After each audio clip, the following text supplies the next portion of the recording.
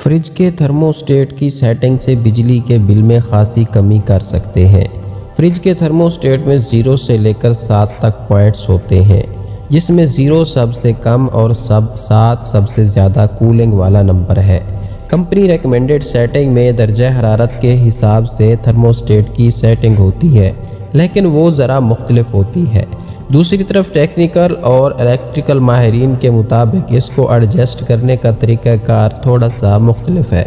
माहिरीन के मुताबिक अगर बाहर का टेम्परेचर 10 सेंटीग्रेड है तो इसको 1 पर रखें, अगर 20 है तो इसको 2 पर रखें, और अगर बाहर का दर्जा हरारत 30 है या 40 है तो 3 से 4 पर कर लें, और अगर बाहर का दर्जा हरारत 40 से 50 सेंटीग्रेड है तो आप इसको 4 से 5 तक कर सकते हैं।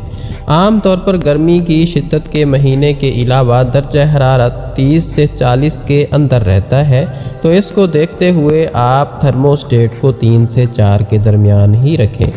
इस सेटिंग से कंप्रेसर पर ज़्यादा लोड भी नहीं पड़ेगा और ना ही बिजली ज़्यादा कंज्यूम होगी, जिसकी वजह से बिजली का बिल कम आएगा। एक और बात, फ्रिज का दरवाज़ा बार बार खोलने से नहीं बल्कि कुछ देर के लिए खुला छोड़ने की वजह से कंप्रेसर दोबारा कूलिंग के लिए वर्क करना शुरू करता है, जिसकी वजह से बिजली ज़्यादा इस्तेमाल होती है। बाकी फ्रिज में चीज़ें कम हों या ज़्यादा हों, इससे फ्रिज की कूलिंग पर ज़्यादा असर नहीं पड़ता, ना ही कंप्रेसर पर कोई लोड पड़ता है जिससे बिजली ज़्यादा खर्च हो। अगर ये सारी चीज़ें आप कर लेते हैं तो आपके रेफ्रिजरेटर का कंप्रेसर इंतहाई कम इस्तेमाल होगा और इससे आपके बिजली के बिल में भी बचत भी होगी।